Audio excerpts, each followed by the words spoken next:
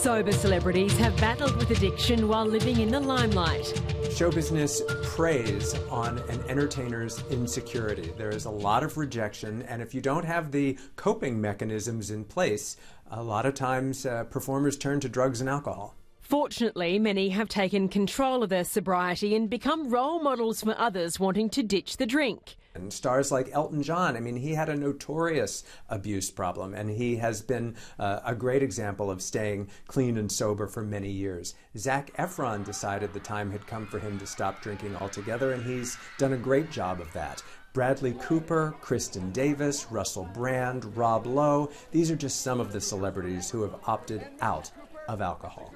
Jamie Lee Curtis recently celebrated 22 years sober, posting to Instagram, "To all those struggling and those who are on the path, my hand in yours." Alcohol just was not good for Jamie Lee, and she conquered it, and it's of course an ongoing battle for her, but she really has seized the opportunity and owns up to it and helps others. For Brad Pitt, his split with Angelina Jolie triggered change. She accused him of poor behavior around their children.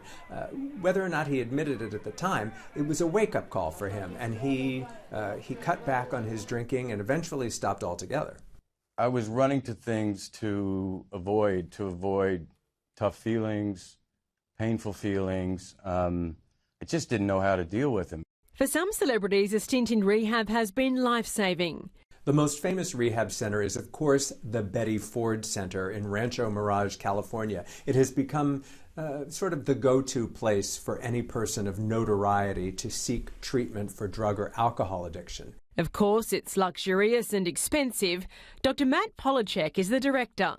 Substance use disorders can be successfully treated and managed for life, but addiction is a chronic disease. So much like diabetes or hypertension, there's no cure per se. But what we do is we help patients learn to manage the symptoms of the disease. So first within the structure and support of a treatment setting, and then eventually in their home environment.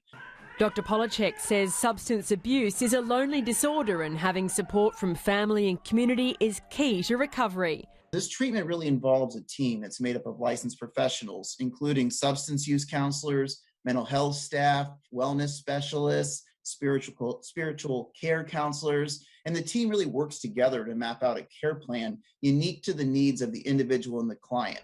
Addiction is also an ongoing battle, and relapses are common for celebrities too. They're doing well for years, then they're not doing so well. That list includes stars like Lindsay Lohan, Miley Cyrus, Robert Downey Jr., Ben Affleck, Demi Lovato.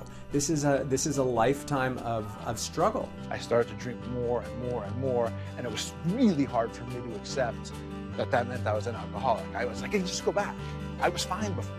Others appear to simply avoid the temptation.